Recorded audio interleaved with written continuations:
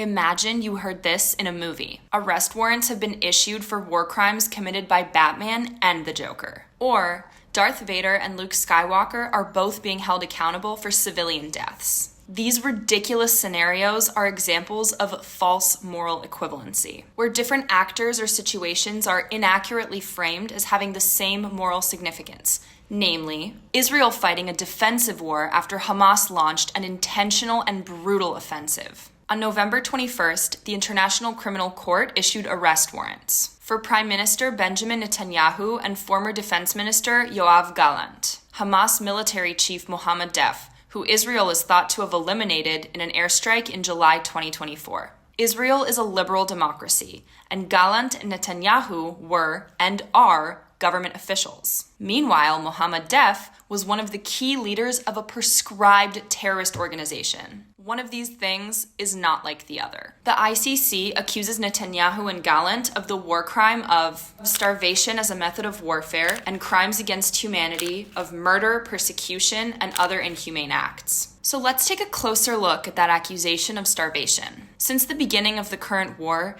Israel's civil military authority, known as COGAT, has tracked the amount of aid that's passed into Gaza, over 1 million tons of it. So let's say you don't trust Israel and you want a different source. We have one. The global body that classifies famine, the IPC, stated that the evidence does not indicate that a famine exists in Gaza. They even determined that Israel was providing between 109 to 157% of Gaza's daily caloric needs. The International Criminal Court does acknowledge that Israel did allow aid to enter, but they allege that it was only done under pressure, mostly from the United States, and not because it was fulfilling its moral obligations under international humanitarian law. The truth is that Hamas is stealing humanitarian aid, evidenced as early as UNRWA's deleted tweet on October 16th, 2023, and as recently as November 18th, 2024, when 97 trucks of humanitarian aid were looted. The UN said they were refusing to investigate.